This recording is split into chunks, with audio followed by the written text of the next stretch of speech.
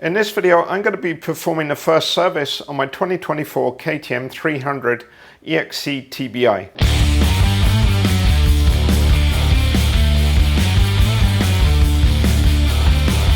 In the KTM owner's manual, you'll find the recommended service interval schedule.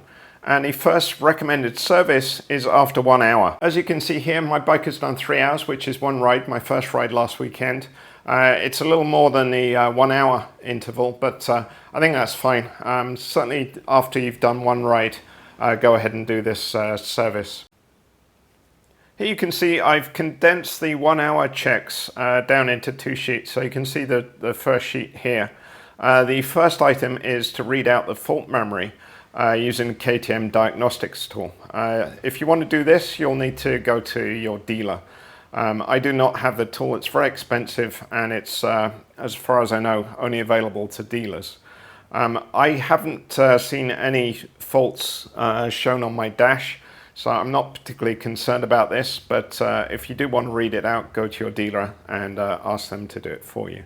The second check is to check that the electrical system is functioning properly. I did a ride last week. Everything was working perfectly. I have zero concerns that nothing is working. But if you do have any problems, obviously you need to diagnose those. The third check is to check and charge the 12-volt battery. So this is an easy one to do if you have a voltmeter. So I'm going to do that.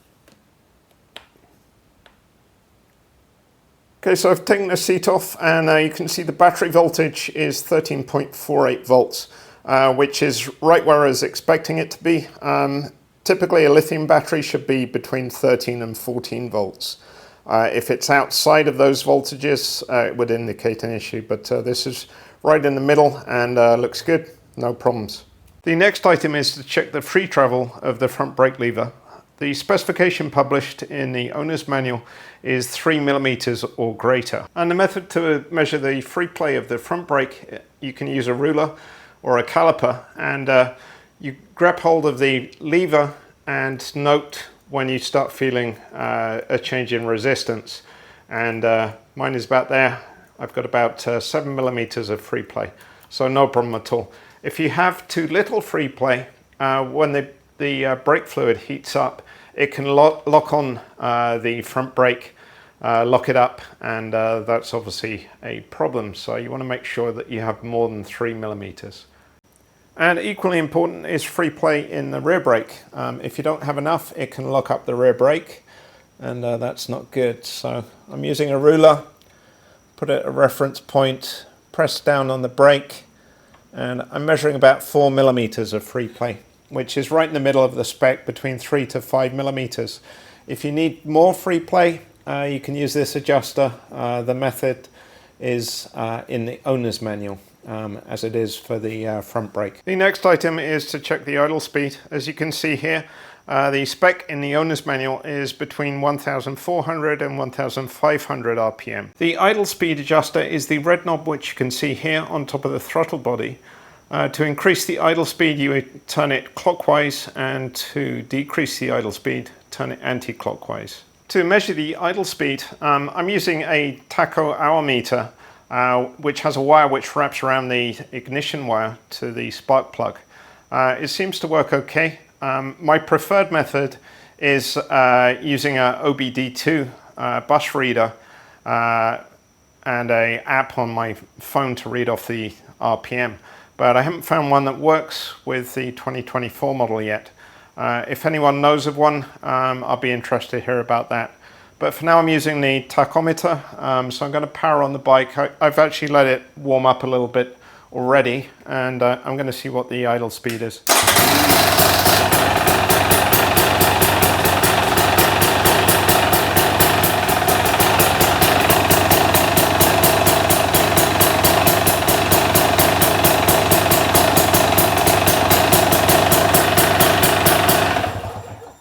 So the spec is between 1,400 and 500. Initially it was around 1,400, went up a little bit to 1,500. I think I've got it adjusted pretty good right now. I didn't really have any big problems riding with it like this last week. So I'm going to carry on riding with the current setting. If I do have any lots of stall issues, I might think about increasing it slightly. But for now, I'm pretty happy with this setting. The next item on the list is to change the gear oil. I think it's a really good idea to change the gear oil quickly after the first ride. The reason being that new gearbox and clutch is going to generate some debris on braking. So it's a really good idea to change the gear oil quickly and get rid of that and have some fresh oil in there. For my transmission oil changes, I always use the Tokyo Off-Road Oil Drain tool. If you're interested in purchasing one of these, I'll provide a link in the description of the video. It makes oil changes really clean and simple. You don't have to remove the skid plate, and it allows the oil to be collected in a suitable container. For this oil change, I'm using a clean pan because I want to inspect the oil. Normally I'd use an old oil container and drain straight into that. Just remove the bung and drain it. I have warmed the bike up to operating temperature, so the oil is nice and warm and should drain out nicely. I always do my oil changes on the side stand and just let it drain like that fully. And here you can see the amount of debris on the drain plug magnet. Again, this is after 3 hours of use.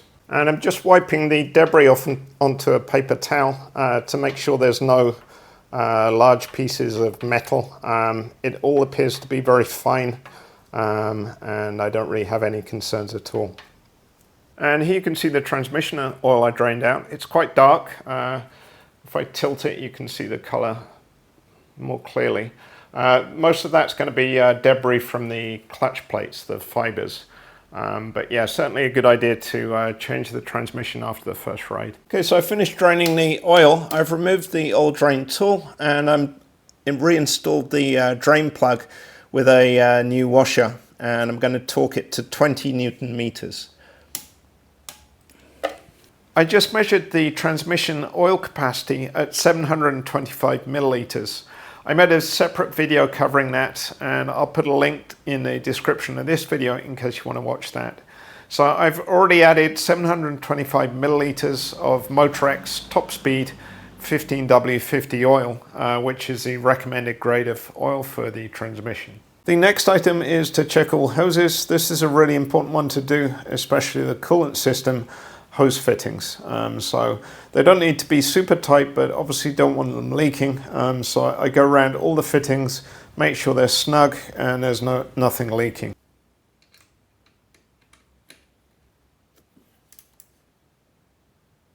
The next item to check is rim runout. There's no published spec. I typically use plus minus 1 millimeter, so a max of 2 millimeters as a target for off-road wheels. A quick and easy method to check rim runout is to use a reference point.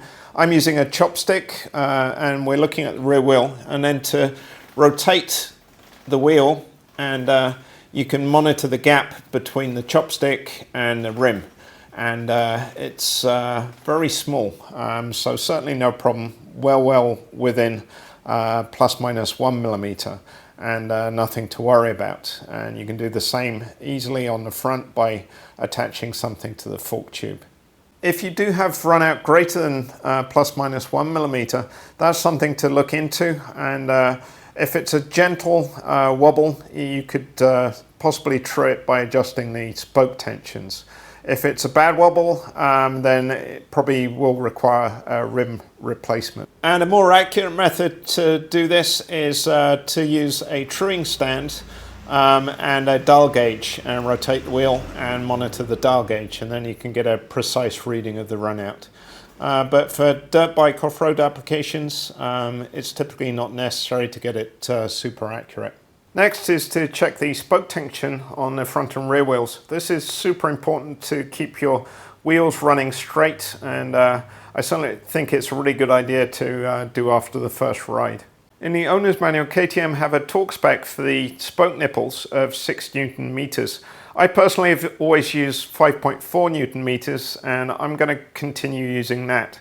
One important thing to note is that if you're adjusting the spokes by torque, it's very important that the nipple and the spoke thread are in good condition and not seized, nice and clean.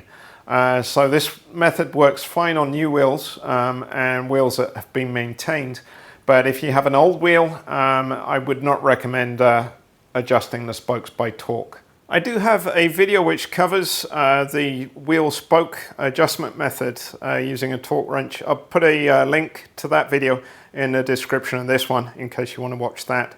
But the basic method to do the check and adjustment is you'll need a torque wrench. I use a Tonichi small torque wrench, and I made this adapter, and then I'm using a fast spoke wrench. This size is 6.8 and it fits the KTM nipples perfectly. A quick summary of the method I use to check and adjust spokes is I start at a reference point, so I'm going to start on the spoke next to the valve. Check and adjust this, and then I skip 2 spokes and adjust this one next. Skip 2 spokes, adjust that one, and go right the way around the wheel, skipping 2 spokes. Come back, and then the next pass I start with the spoke next to it. So adjust this one, skip 2 spokes, adjust this one, go around, and then the final pass I start with this one and skip 2 spokes. This one, go right the way around the wheel. The reason for skipping spokes is that the spokes I'm adjusting on one pass pull in opposite directions. So the one I start with is pulling to the right side of the hub. The next one is pulling to the left side of the hub. So they cross over. Also, you're not adjusting multiple spokes in a small area. So by skipping, you're spreading out the adjustment, and the wheel is more likely to stay in good alignment while you're doing your adjustments. Another thing to note is that you shouldn't adjust a single spoke a lot in one go. I would say a maximum of half a turn.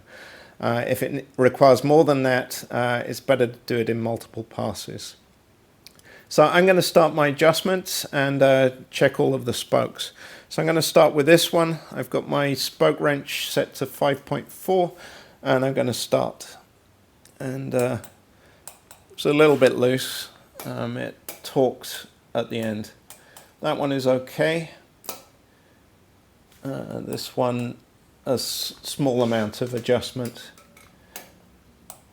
That one's in adjustment. That one's quite loose. Yeah, that needs even more. So some of them are quite loose. It's a really good idea to adjust all of the spokes after the first ride. So I'm going to continue with this and get it into close torque and come back to you. Okay, so I've gone all around the wheel, multiple passes, skipping out spokes, and I've got all of the spokes adjusted to the correct tension now, I think. And as a final check, you can go around the spokes in order and make sure they're all the correct tension. So you don't need to skip once you've done the initial check and adjustment. So go around all of them, make sure it's adjusted correctly, and then a good check to check at the end is to do another run out measurement and make sure you haven't pulled it out of alignment. The next check is to check the chain, rear sprocket, engine sprocket and chain guide, and also check the chain tension. So rear sprocket checks, you want to make sure that the chain is running fine on it, new chain and new sprocket, so I wouldn't expect any problems, but hitting a rock laterally could bend it out of shape and cause issues, so that's certainly something you want to check. Also, you want to check that the nuts and bolts are tight. I swapped out this sprocket for a Super Sprox 50-tooth sprocket, and I used new nuts and bolts, and I thread locked the nuts in place with Loctite 243 to help ensure they don't come loose. But anyway, check that they're all tight and secure. And then you want to check the chain guide is secure. It looks fine, the chain is running through it fine as well. And I added a Bulletproof Designs chain guide strengthener as well with bolts here. You want to check those are secure. And then the slider, make sure secure, it has a bolt here, bolt down lower. Make sure it's not loose, held securely in place, and that the chain slides over it nicely. And then for the chain tension, KTM have a published spec of between 55 and 58 millimeters in the owner's manual. So to do the measurement, the bike needs to be on a center stand. So right now the rear wheel is off the ground, and I've set a pair of calipers to 55 millimeters, which is the minimum spec. And I can place the calipers there, lift the chain up, and I can see that the chain goes slightly higher than the caliper edge here. So I know the adjustment is slightly more than 55 millimeters. And then if I reset the calipers to the maximum, which is 58, I can remeasure and confirm that it's less than 58. So it's very slightly less than 58 now. So I know it's between 55 and 58, which is perfect. I actually did have to reset the slack because it's a new chain, and I had too much slack. So I moved the bolts out, adjustment bolts out a little bit to reduce the slack. The next item is to grease all moving parts and also check all screws, nuts, hose clips are tight. So if you notice anything is not running correctly, if anything's stiff, then a very good idea to take it off any levers or the side stand, for example. Also, very, very good idea to go over the engine and other screws and bolts and check for their tightness. So right now I'm just going over the engine, make sure that nothing has come loose. Everything should be done to torque unless it's coming loose. So you can just go over manually. If you do find a loose bolt, then use a torque wrench to re-torque it. The next item is to change the fuel screen. The fuel screen location is inside the inline fuel connector located here. So to get to it, you simply have to pull it out and disconnect it. And before you do this, you should make sure there's no dirt around it. You don't want dirt getting inside. So I've already washed my bike, it's pretty clean. And here you can see I've disconnected the connector, and the fuel screen is located here. It's this white plastic piece, and you can use a pick tool to remove it. And that's what the fuel screen looks like. I think the reason they recommend changing it so early is that there's probably some debris in the tank from the manufacturing process, which collects in the fuel screen, and just a good idea to change it. And my bike came with a couple of new fuel screens included in the parts, so I'm fitting one of those right now. Make sure it presses fully in to the connector. And then before you reassemble the connector, it's a good idea to use some silicone grease. In the manual it says to use silicone spray. I prefer silicone grease, just a small amount on the O-ring, just to make sure it doesn't tear when you're installing it.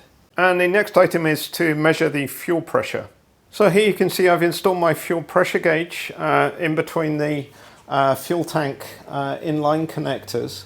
I do have a separate video on this, so I'm not going to talk about it too much, but if you want to make your own fitting in that video, it shows how to do it. I'll put a link to that video in the description. So I'm going to measure the fuel pressure. This acts as a good reference going forwards if I have any fuel related issues.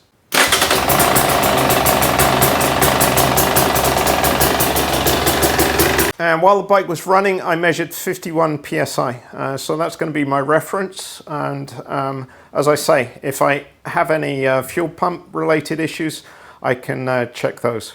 The next item is to check the coolant level. To check the coolant level, you need to remove the radiator cap, and the 24 model has a new design, which I find very difficult to do by hand. So I purchased a tool. This one is made by Bulletproof Designs. Several different vendors offer them, and you have to push down and turn at the same time. So with the tool, it's relatively easy, and just lift the cap off. And then you look down, and the spec is there's meant to be 10 millimeters of fluid over the radiator fins, the top of them. If you don't have enough, just put some more coolant in, and then refasten the cap using the tool. So pretty easy if you have a tool. If you don't, it's quite difficult, challenging, depending on how large your hands are and how strong you are. The next item is to check that the radiator fan is functioning correctly. As you can see here, I fitted a Trailtech fan with a digital control and readout. I really like this one. You can see the temp while you're riding. Also, while you're warming up the bike, you can see the temperature and make a decision whether to ride or let it warm up a little more. You can also set the fan on temperature. I have mine set to 95 degrees C, so it's very easy to tell whether it's working properly. You can just glance down. If the temp is 94 or 95 or higher, the fan should be on. I checked it's working fine on my first ride last weekend, and yeah, it was slow, technical and hot riding, and the fan was working a lot. If you don't know whether yours is working, warm the bike up just at idle, and then once it's reached a decent idle temperature, you can open the throttle a little bit more without the bike moving, and it should heat up to a temp that the fan comes on, and you can test it that way. The next one is to check the headlight setting, which is important if you're riding on the road, riding at night, and you don't want to blind other cars. In the owner's manual, it has this specification shown here. You need to be 5 meters away from a wall, mark on the wall 5 centimeters down from the center line of the headlight, and check the beam is below that. And the next item is to check the steering head bearing for play. And the method to check for steering head play is to put the bike on a center stand and then grab the fork tubes here and push and pull and try to feel for any play. And I cannot feel any play at all, so I'm good to go. If you could feel some play, it would mean that you need to adjust the steering head bearing, which is done by loosening the top triple clamp bolts and then increasing the tension on the center screw in the top of the triple clamp to 12 Newton meters, and then retighten everything. And the final check to make is to take the bike out for a test ride, make sure there's no issues and it rides fine. And if you do have the KTM diagnostic tool, you can read out the memory, make sure there's no errors. Hope you enjoyed the video. I'm going to be making lots more workshop type videos, so look out for those in the near future.